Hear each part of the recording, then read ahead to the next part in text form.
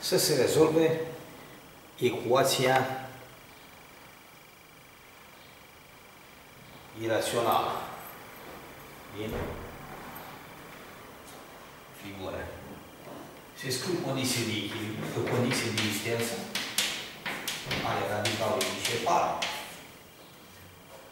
X mai mare se egal cu minus 6, X mai mare se egal cu 1, X aparține lui infinit, domnul masă de definiție. Radical din X plus 6 este 1 plus radical din X plus 1, se ridică la pătrat.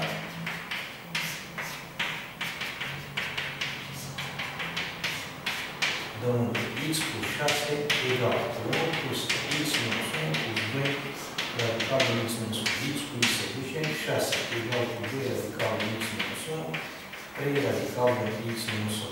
3 la pătrat la radical din X minus 1 la pătrat, 9 X minus 1, X egal cu 10.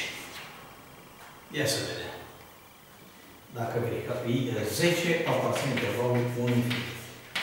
Radical din 10 plus 6 minus radical din 10 minus 1 egal cu 1. Radical din 6 minus radical din 9 egal cu 1. 4 minus 3 egal cu 1. 1 egal cu 1. Verifică. Deci soluția este bună.